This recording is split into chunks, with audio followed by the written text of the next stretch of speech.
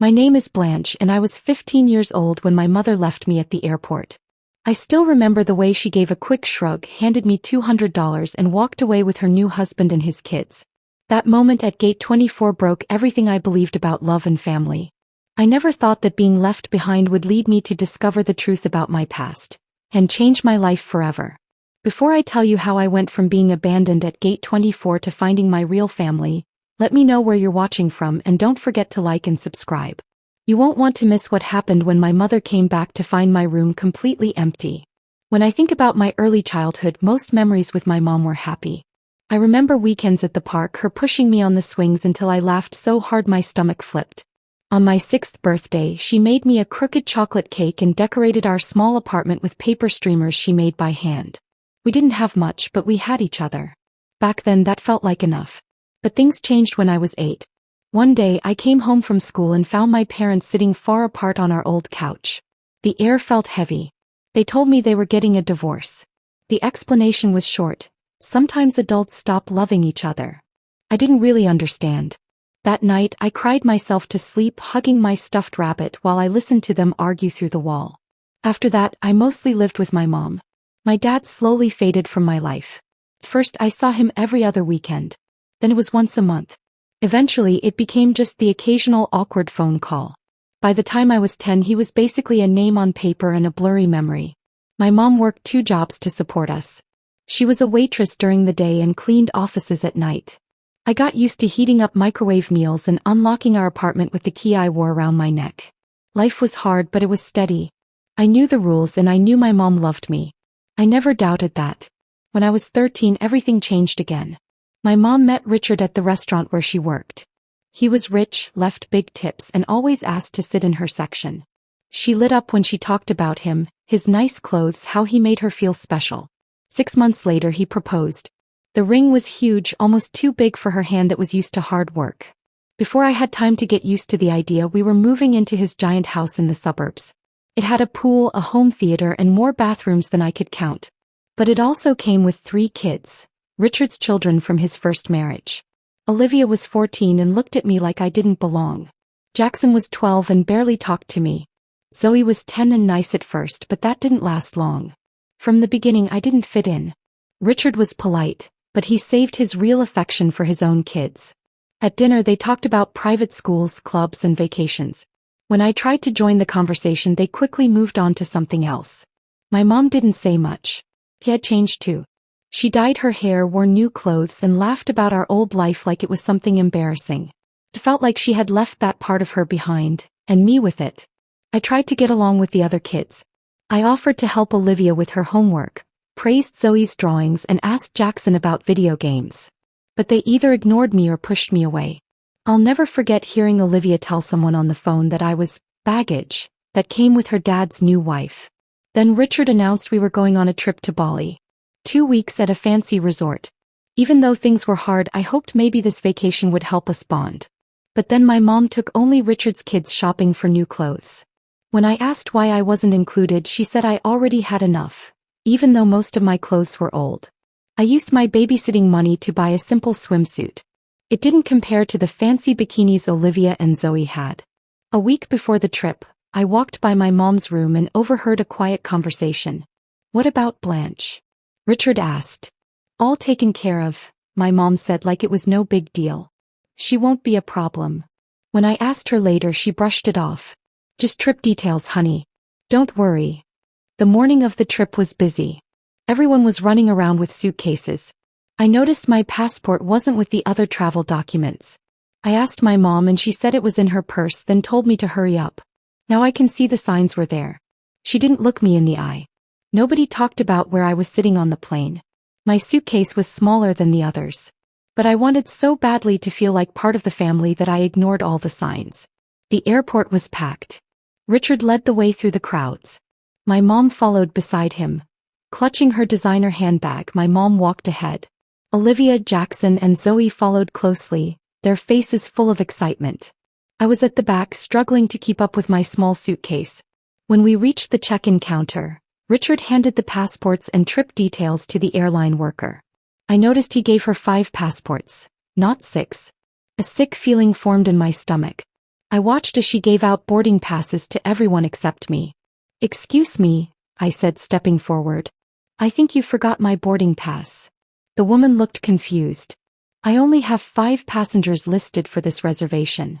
Richard cleared his throat. "Your mother needs to speak with you about that.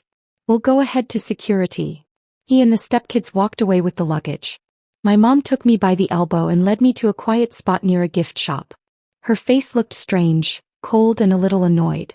"Listen, Blanche," she said calmly. "There's been a change of plans. You're not coming with us to Bali." The words hit me hard. What? Did I do something wrong? She sighed and glanced at Richard and the kids, waiting by the security line. "Richard thinks this should be a trip for just us and his kids. A chance to really bond as a family." "But I'm family too," I said, my voice cracking. "I'm your daughter." "Don't make a scene," she whispered, digging into her purse. She pulled out a roll of cash and pushed it into my hand. "Here's $200. You'll figure it out. Just take an Uber home." I stared at the money, shocked. "You're leaving me at the airport? Alone?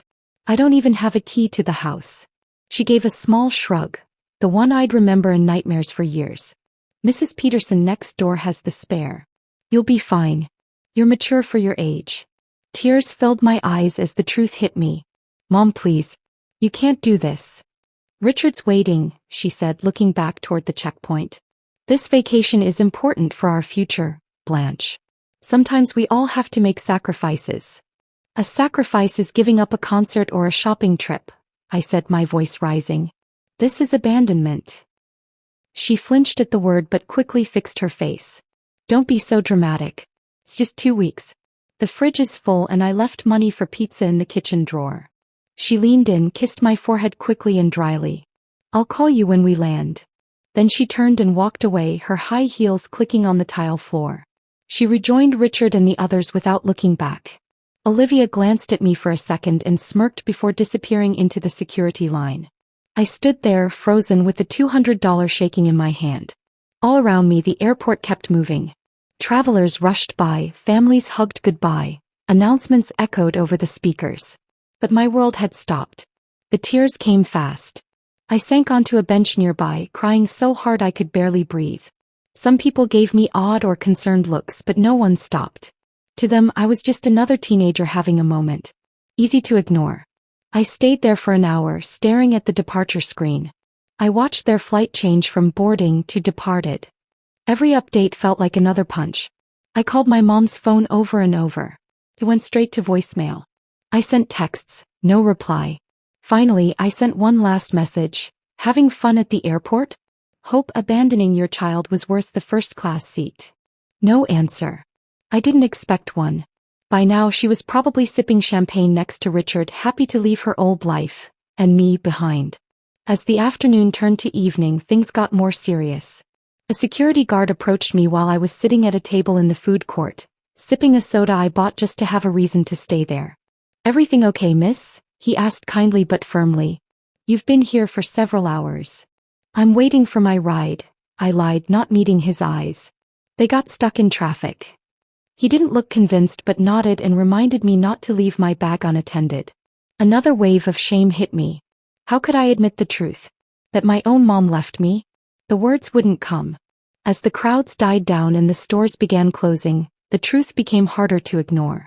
The $200 wouldn't last long. Even if I got home, I'd be alone for 2 weeks. No ride. Not much food. No real plan. In the bathroom, I splashed cold water on my face. I barely recognized the girl in the mirror. Her eyes were red and swollen. She looked tired. Lost. Something had broken inside me. The trust one had in my mom was gone. Completely. 6 hours had passed since she left. I had moved from one bench to another, watching happy families come and go. Each hour made me feel more alone. My phone battery was almost dead. Around 8 p.m. I went into a small airport diner that was still open. I sat at the counter and ordered the cheapest thing, fries, trying to save money. The waitress brought my food. Her name tag said Gloria. She looked at me closely. "You okay, honey?" she asked gently. "You look like you've been crying." I tried to smile, but it felt fake. "I'm fine. Just a long day." She didn't push, but a few minutes later she brought me a chocolate milkshake I hadn't ordered. On the house, she said with a wink. Whatever's going on, chocolate helps. Her small kindness almost broke me again. I thanked her through the lump in my throat. I slowly ate and scrolled through my phone searching my contacts for someone, anyone who could help. The list was short. Most of my old friends had faded away, and I hadn't made many new ones since we moved in with Richard. I tried texting 2 of my mom's old friends. One didn't answer. The other said she was out of town. It seemed like when my mom moved on, she left behind everything from her old life, including the people who cared about us. Then I saw a name on my phone that made my heart jump. Dad. I hadn't spoken to him in over 3 years.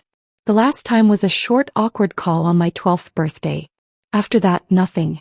My mom always said he didn't want to be part of my life. That he had a new family now. Your father's moved on, she would say. Some men just aren't meant to be parents. I stared at his name, my thumb hovering over the call button. What if she was right?